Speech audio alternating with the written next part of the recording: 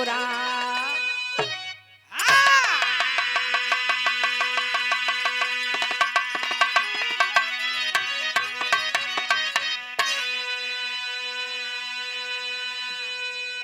चार लाइन भूमिका में कहे के पड़ल मास्टर।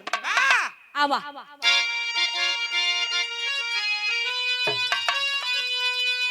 कहना है अरे तो हाथ संगीन ले तर गई बाजुए, दिल में ज्वालामुखी बन धधकने लगा। मान सम्मान इज्जत पे बलिदान है, इस गुलामी से दामन महकने लगा। एक अबला की अर्जी अनल बन गई, सर कफन बांध निकले वतन के दीवाने। ए मनोहर प्रतिज्ञा किए बाकुरे, हम उन्हें जाके मारेंगे उनके ठिकाने।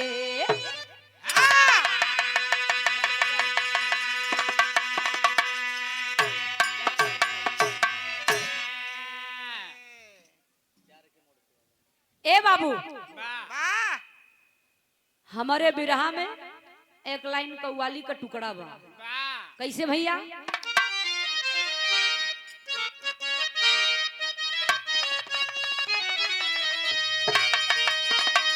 वह गीत बा प्यार प्यार। हाँ तय न जनबे अपने कक्का से पूछ। कह के पड़ल का? ए भैया सीटी न दे, मेन मोड़ पर बात आई है। ए भैया प्यार बिना चिल्ला लगी।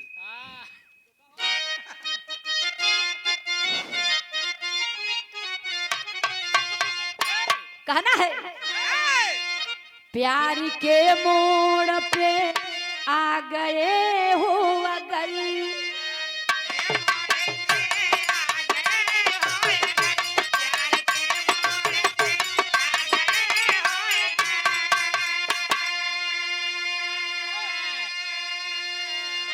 प्यार के मोड़ पे आ गए हो अगर,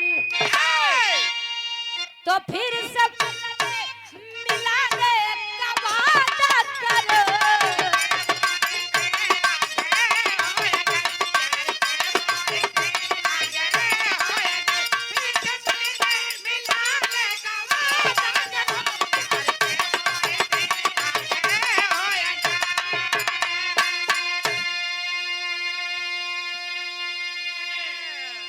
लेकिन भाव में बड़ा सुंदर लाइन लिखल गई, इस वतन के लिए। क्या लिखा गया मास्टर? ए महाराज बनौता के लिए मर जाएंगे, कसम साथी जवानी है वतन के लिए।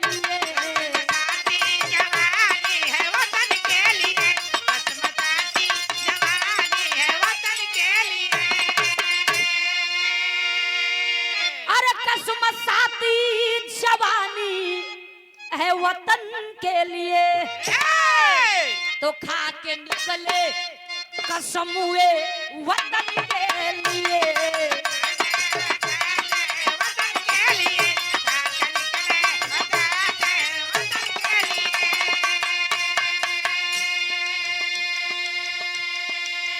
आय हाय बाबूजी, लेकिन यहाँ से हमारे बिरहा को कहानी शुरुआत भई मास्टर नजम में। कहना है क्या?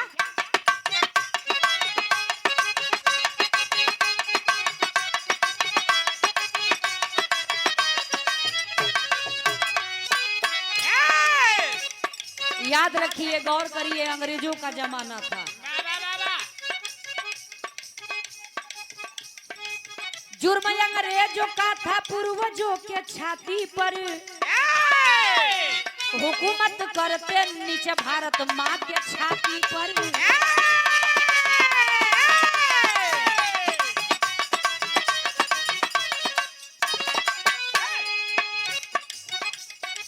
सन 1859 का वक्त आया है, कहर बेजा पलेगा पूना में ढहाया है। सुनीता और सुधाकर बम्बई शहरिया से गांव में आए दोनों माता के बीमरिया में। शौक सागर में सारा गांव डूबावल रहले, शौक सागर में सारा गांव डूबावल रहले। घर में माई बहन भाई सुतावल रहले।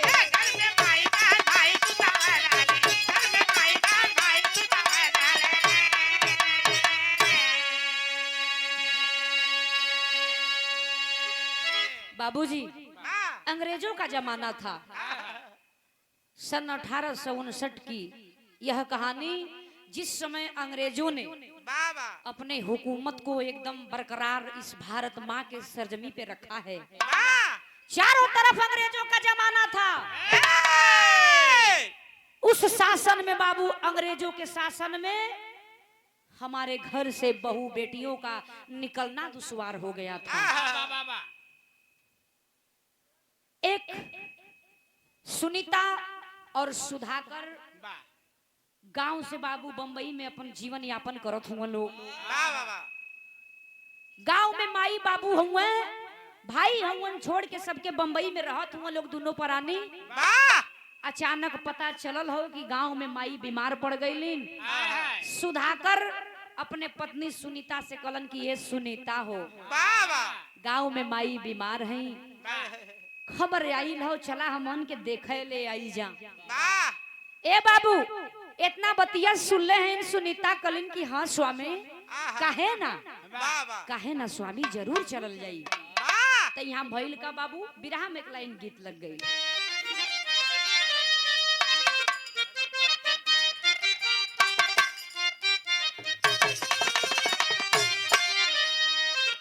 उहे गीत बा, हंसी हंसी गोरी कहे, हंसी हंसी गोरी कहे, माना सैया बतिया, गढ़ू ना तो हलू के गढ़ावा इन फतिया।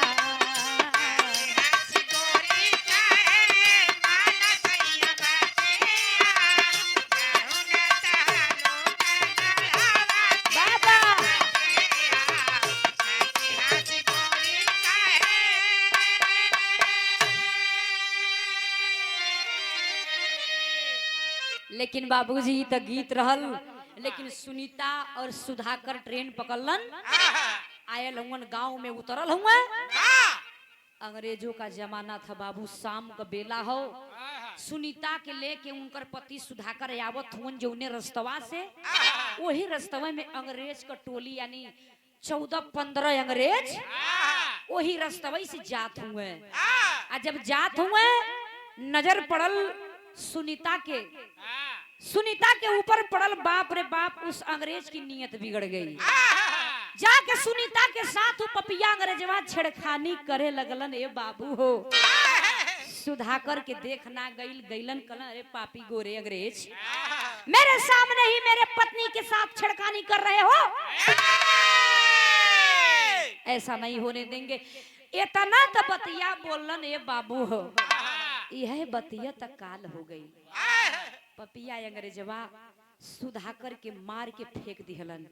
आ जब फेंक दिहलन तो सुनीता कैलिन का भाव लगल।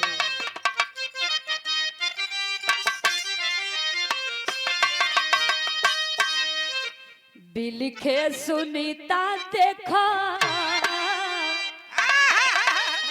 बिलखे सुनीता देखा, सैया के हलतिया, डलल गोसैया आजू बाजारे विपतिया।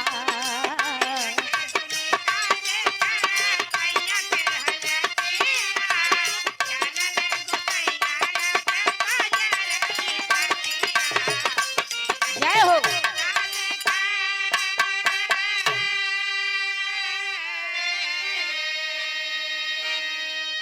रोवत हईन, गिड़गिड़ात हईन। पति का लाश गिरल है बाबूजी। जाके वहां से अंग्रेज फरार हो गईलन। सुनीता जाके बाबू छाती पीट पीट के रोवत हईन। आए है स्वामी कहाँ गईला स्वामी? तो आधी रात भइल है तो ओ समय आयल के कहना है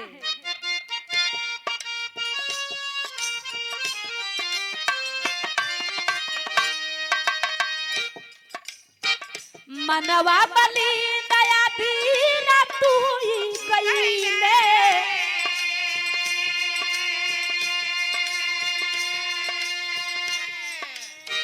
ए बाबू संगवा सिपाही लेके लेफ्टिनेंट आइले।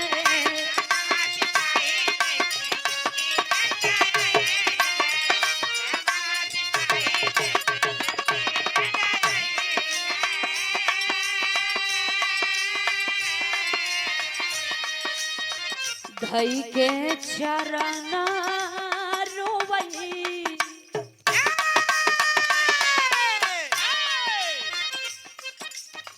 धई के चरण रोवई रोई रोई बतिया डलले गोसैया आजू बाजार रे विपतिया।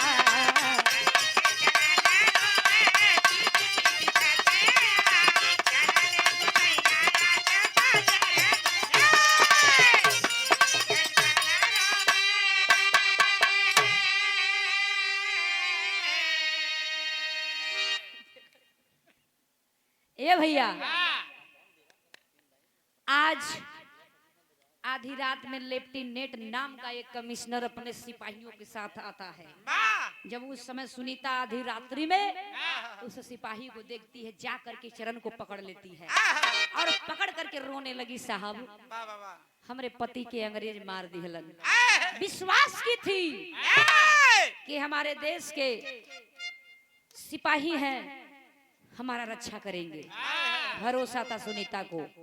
लेकिन वो पापी अंग्रेज लेफ्टिनेंट कमिश्नर करता है क्या, सुनीता के साथ बाबू छेड़खानी वो भी करने लगा। जब करने लगा तो उस समय की भाव लिखी गई मास्टर, कैसे?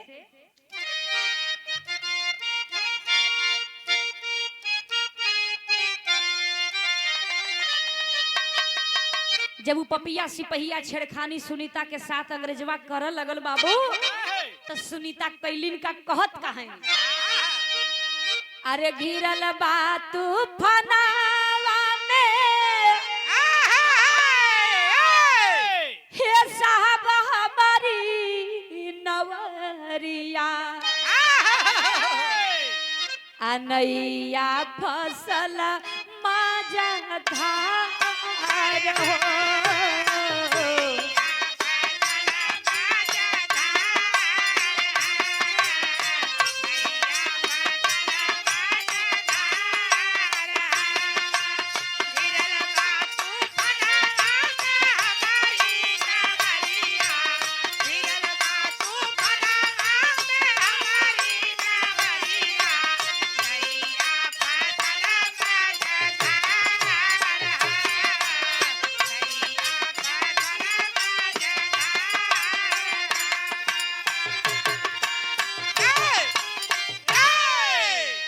बाबू रोवत हैं बिलखत हैं और कहे कैसे, कैसो बचाई लासा जनवा के जनवा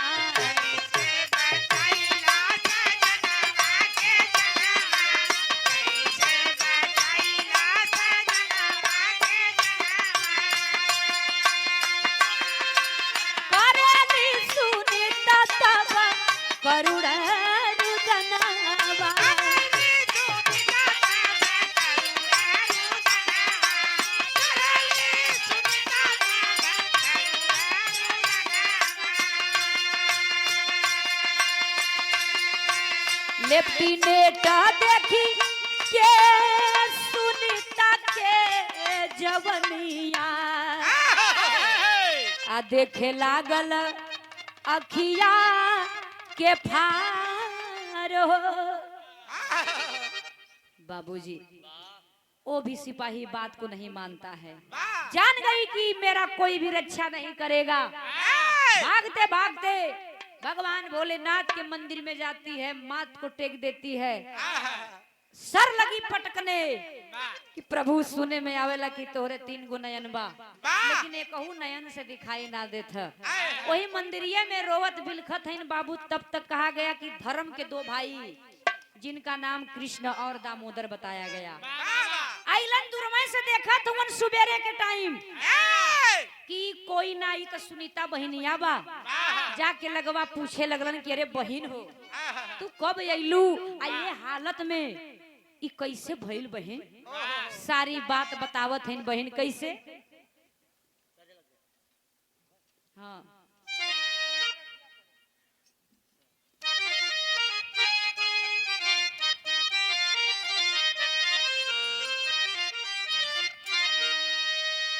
जिस समय बहन सुनीता सारी बात को बताती है बाबूजी, उस समय दोनों भाई करते हैं क्या, यहाँ बिरहा चढ़ाई में भाई मास्टर कैसे। अरे कृष्ण और दामोदर दोनों, कृष्ण और दामोदर दोनों धर्म के वीरा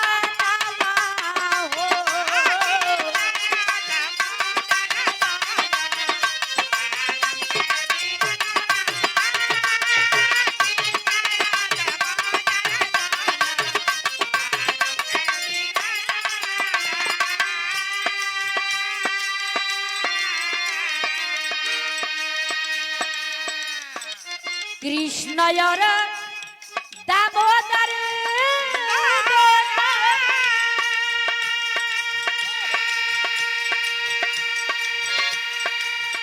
धर्म के वीरनवा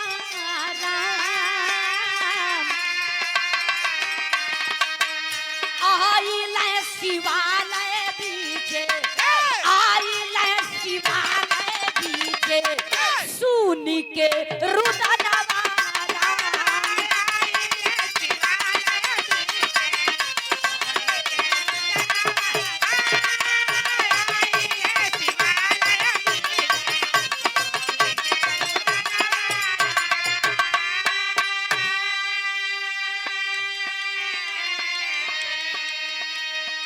बाबूजी। बहन सारी बात रो रो करके लगी बताने। भाई कृष्ण और दामोदर धर्म के 2 भाई जब बात के सुनलन बाबू, खून एकदम खोल गया। कहने लगे बहन बता दे वो पापी अंग्रेज निष्कमीना गद्दार कहाँ मिलेगा। भइल का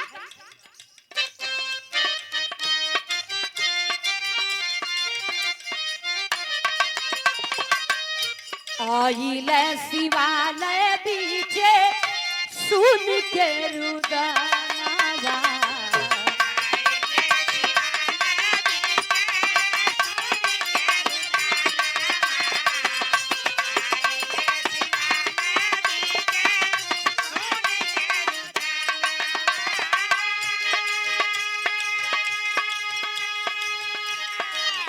खइले कसमवा दोनों मारब दुश्मनवा हो, मारब दुश्मनवा।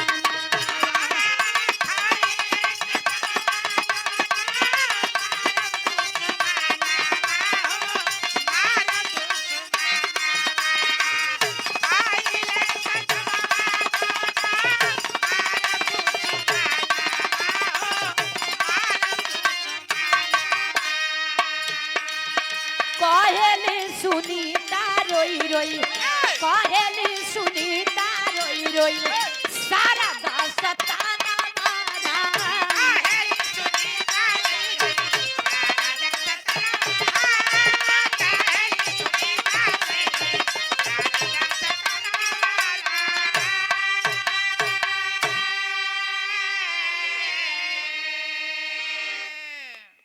आए बाबूजी, बहन का बात सुन लिए दोनों भाई, खून खोल गया। कहने लगे बता दे बहन, अत्याचारी पापी अंग्रेज थे वो कहाँ मिलेंगे, पूरे अंग्रेजों को मारेंगे दौड़ाकर। ऐ बाबू, धीरे धीरे पता लगल कि अंग्रेज और लेफ्टिनेंट कमिश्नर रानी विक्टोरिया का जन्मदिन मनावे का तैयारी करत हुए। वही समय बाबूजी यहाँ भैल का बिरहा में हमरे टेरी लगल मास्टर।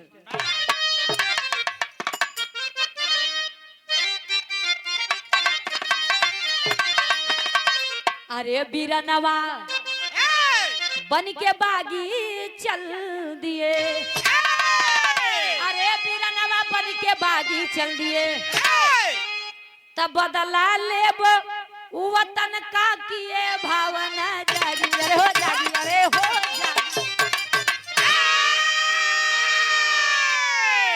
तो बाबूजी भई लगा, अरे निकले लाल काल बनल के,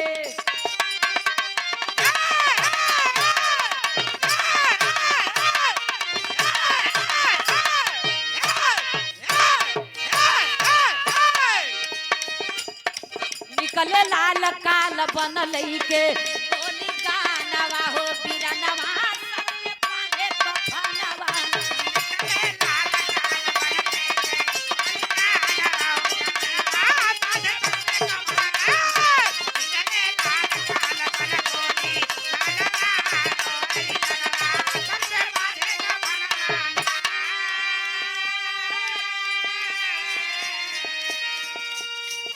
सर पे कफन बांध लिए तो अवसर अरे खोज रहा बलकारी, तो लेकिन मिला नहीं छलकारी।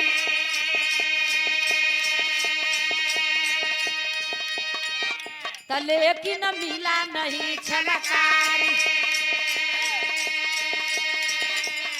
गंगाधर तिलक है आए, दोनों भाई खबर जब पाए, भाषण सुने भाषण सुने बकैले, आई नानवा हो बीरनवा सर पे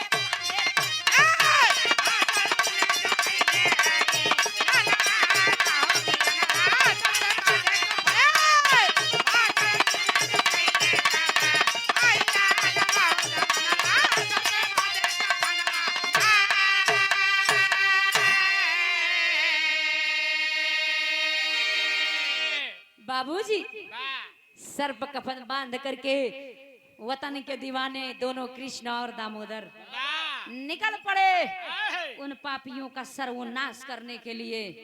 तब भैल का बाबू बिरहा में हमरे पहपट लगल। कौन करिएगा कहना है,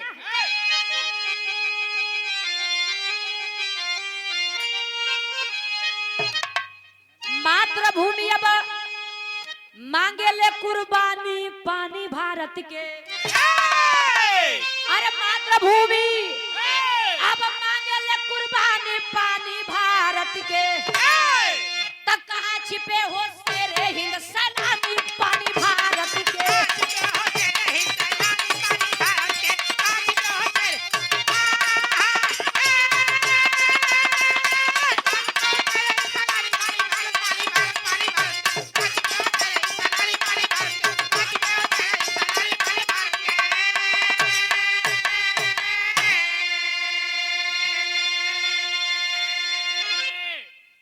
मातृभूमि अब मांगे ले कुर्बानी पानी भारत के, कहाँ छिपे हो शेरे हिंद सैलानी पानी भारत के।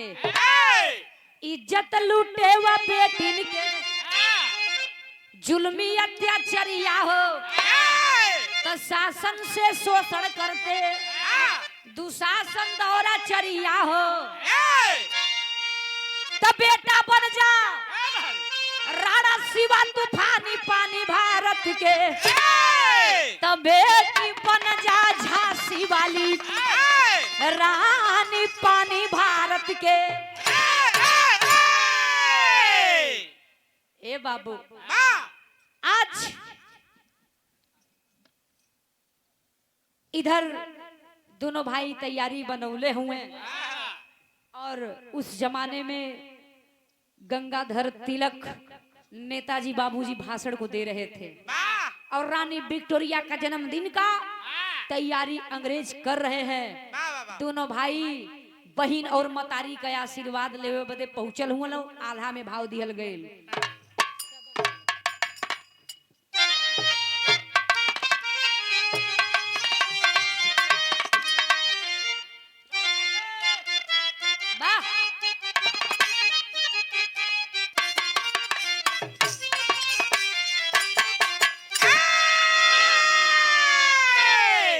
नेता के भाषण जब अरे सुन ले जवनवा बाबू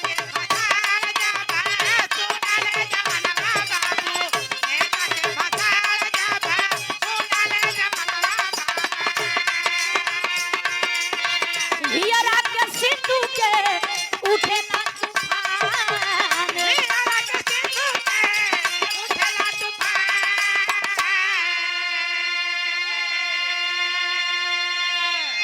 बाबूजी इधर माई और बहन का आशीर्वाद लेके दोनों भाई चलल हुआ कैसे अरे आई गल मुदईयन के मारे वाला दिनवा माई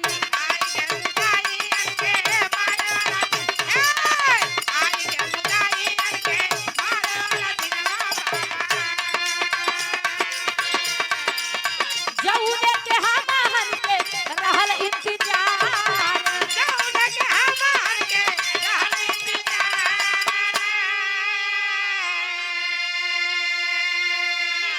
अरे देहलिया शीश माई टीकावा लगा के पंचो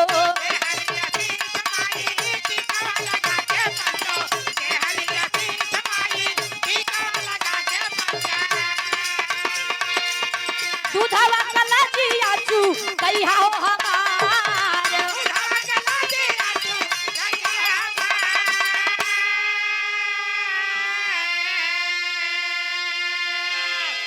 आज बाबूजी धीरे धीरे दोनों भाई कृष्ण और दामोदर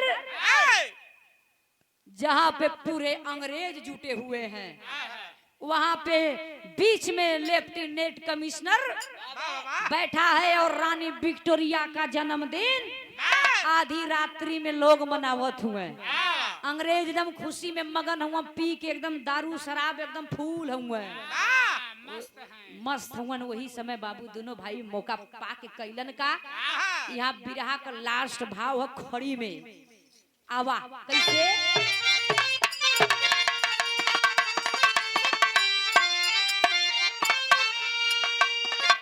बैल का अरे वतन के अंदर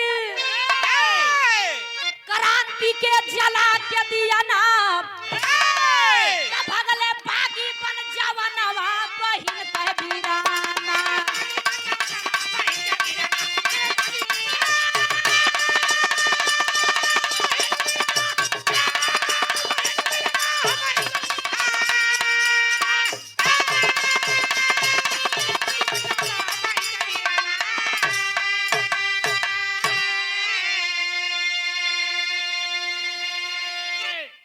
अंत में बाबू बताया गया कि उस भीड़ में घुस करके कृष्णा और दामोदर कहा भैया मौका बड़ा सही है निकालिए पिस्तौल कृष्णा और पिस्तौल निकाल करके बाबू तुरंत धड़ाक से गोली चला दिए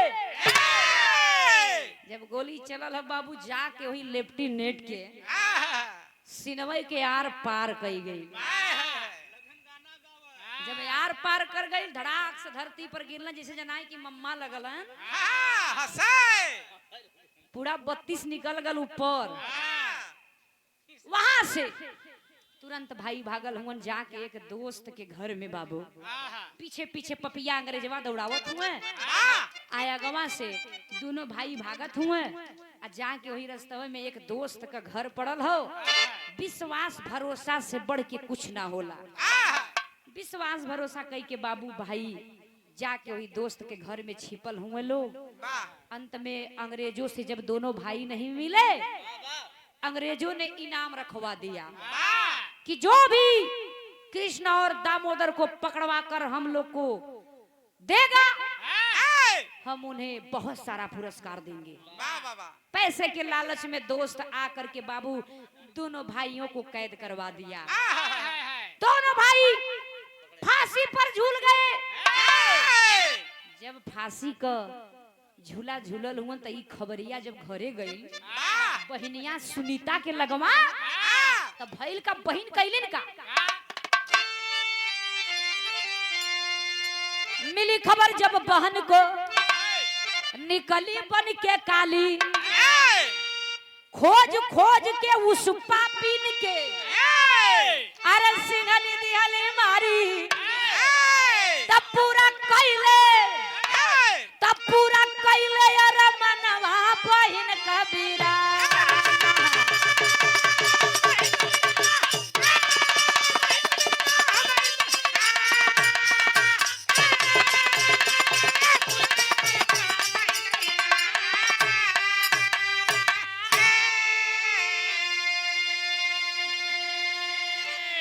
अंत में बाबू बताया गया कि जब खबर सुनी है बहन जा करके जो पापी फांसी पर झुलाए थे अंग्रेज, चुन चुन करके उन पापियों को मारती है, और उधर जाकर के भाई बहन का बदला ले लिए और बहन जाकर के भाइयों का बदला ले लेती है। तो हमारे देश में वीर ही नहीं, ऐसी ऐसी वीरांगना थी जो कि अपनी जान की बाजी लगा करके इस देश को आजाद कराई।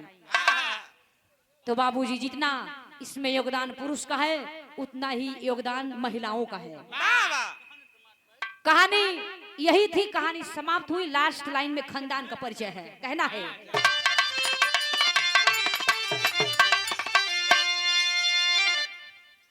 गुरु बिहारी, गुरु गणेश, गुरु रामलाल मोरा बाका,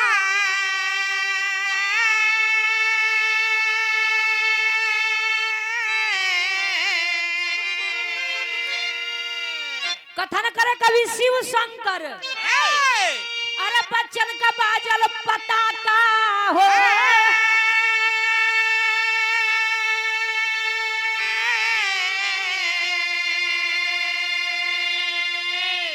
बीरानवा बन के बागी चल दिए, तब बीरानवा बन के बागी चल दिए, तब पूजा विघ्नेश्वरी दिल भक्ति भावना जागी, बीरानवा बन के बागी चल दिए।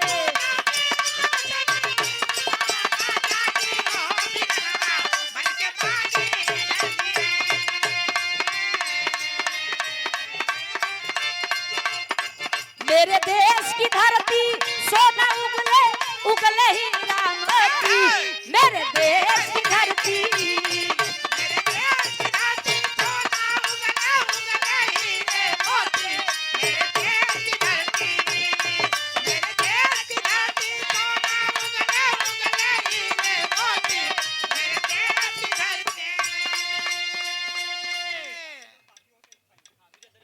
बिरादरी जवन भी बिरादरी के लोग बाकी हैं, जाके आप लोग दरवाजे पर भोजन कैला।